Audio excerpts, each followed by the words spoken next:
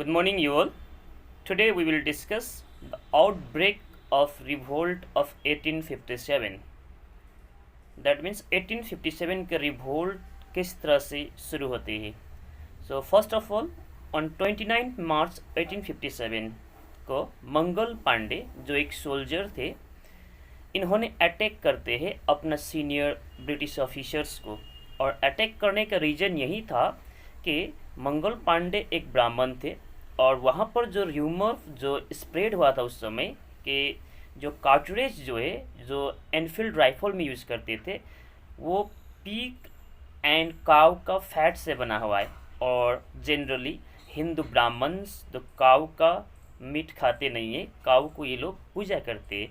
तो इसीलिए वो नाराज़ हुए थे उस र्यूमर्स के कारण. तो इन्होंने अपना सीनियर को अटैक किए और जैसे इन्होंने अटैक किए तो 8 अप्रैल 1857 को मंगल पांडे को फांसी का सज़ा दिया गया.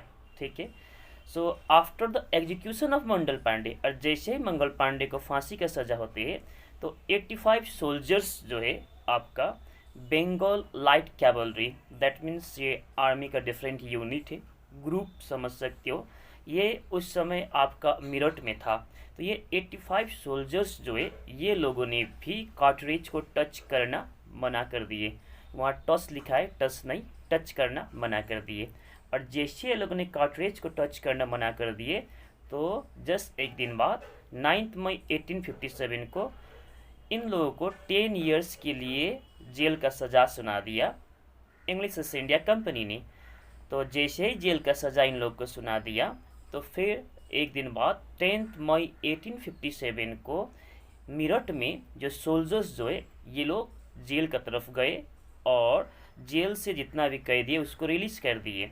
और इसी तरह से 11 मई 1857 को ये सभी सोल्जर्स जो है मेरठ से रेड फोर्ट दिल्ली की तरफ मूव किए और वहाँ पर जा कर के बहादुर शाह जफर को हिंदुस्तान का एम्पेरर डिक्लेयर किए. ठीक है. और इस तरह से इंग्लिश ईस्ट इंडिया कंपनी के अगेंस्ट में यहाँ पर रिवोल्ट अर्थात जंग यहाँ पर शुरू होती है. अब स्प्रेड ऑफ रिवोल्ट, अब रिवोल्ट मेरठ और आपका दिल्ली में ही नहीं रहा.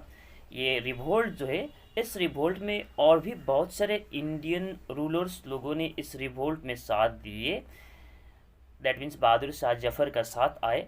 और इन लोगों का उनका साथ आने का कारण यही था कि ये लोगों को होप था कि ये लोग कंबाइन होकर के लड़ेंगे तो इंग्लिश ईस्ट इंडिया कंपनी को यहाँ से ड्राइव आउट करने में ये लोग सक्सेसफुल होंगे. तो इन लोगों को लॉस्ट टेरिटोरी मिलेगा. जो territory subsidiary alliance, doctrine of lapse और डिफरेंट पॉलिसीज़ के कारण ये लोगों का हाथ से चला गया था वो इन लोगों को वापस मिलेगा और इंडिपेंडेंटली रूल कर पाएंगे. यही होप में ये लोगों ने रिवोल्ट में ज्वाइन किए.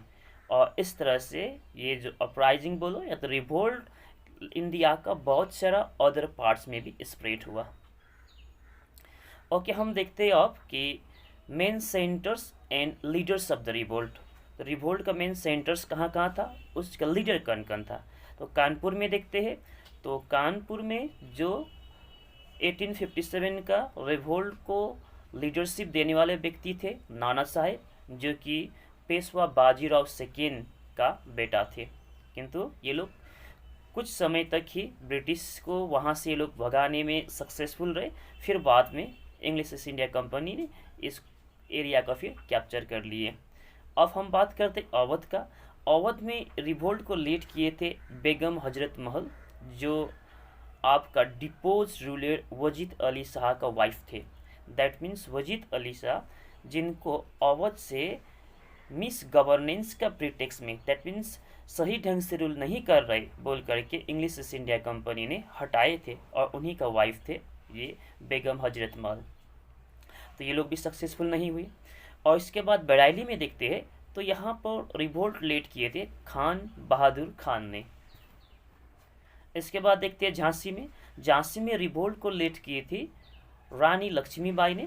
और इनका साथ का जो घटना है, सी डाइड फाइटिंग ऑन 17 जून 1858.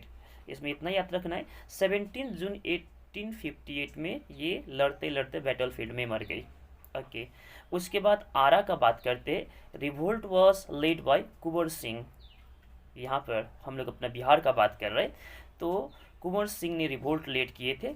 और ये भी जो वार में इनको जो चोट लगा था, जो घाव था, उसके कारण ही ये भी बाद में मर गए। ठीक है, दिस मच फॉर टुडे।